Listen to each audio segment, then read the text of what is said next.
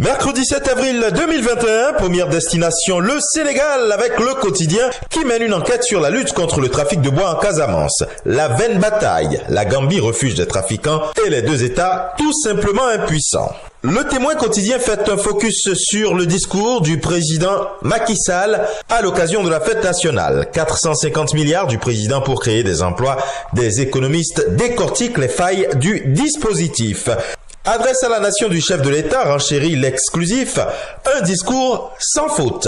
Payé à coups de millions, que font El Hadj Kassé, Latif et Tunkara au palais, interroge le journal. Et pour l'Observateur, il est question de l'entretien avec Serigne Saliou Thioune en marge des préparatifs du 17 avril.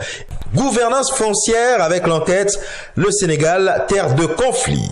Et avec les Échos, on parle de la visite demain du chef du gouvernement espagnol au Sénégal. Sanchez à Dakar pour négocier le retour de nos compatriotes.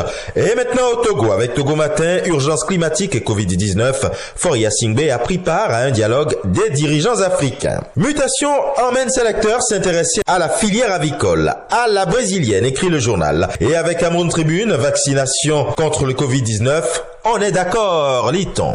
Alerte, le poulet congelé est de retour, prévient Le Jour. Sous le prétexte non déclaré d'une pénurie induite par la crise sanitaire liée au coronavirus, le gouvernement camerounais vient de légaliser l'entrée de produits et sous-produits aviaires importés du Brésil. La filière avicole, qui avait repris du poil de la bête, se sont à nouveau menacées.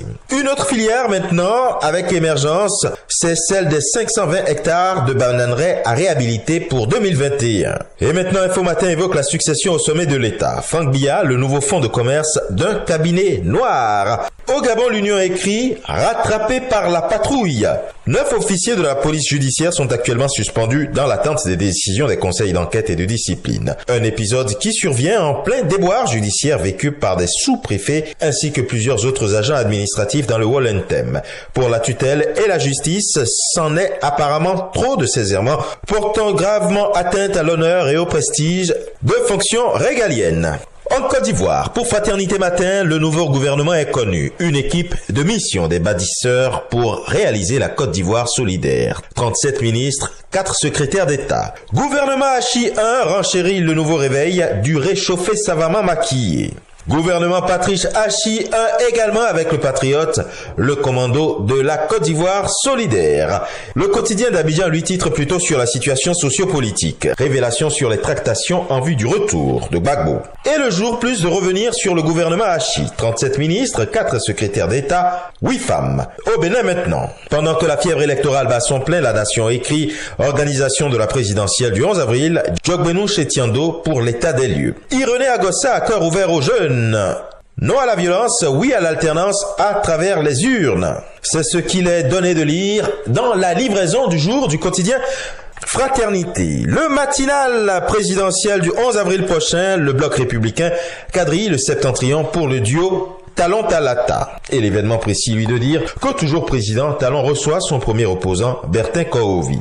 Incendie au marché d'Antopa avec le matin, la compassion du gouvernement Talon aux sinistrés. Et enfin, en Afrique du Nord, avec le quotidien Le Matin, Sahara marocain, le Maroc appelle. Le Conseil de sécurité a déterminé le responsable de la violation du cessez-le-feu et du blocage du processus politique. Et ce sera tout pour aujourd'hui. Mais encore, prudence, vigilance et surtout, n'oubliez pas les gestes barrières. À demain.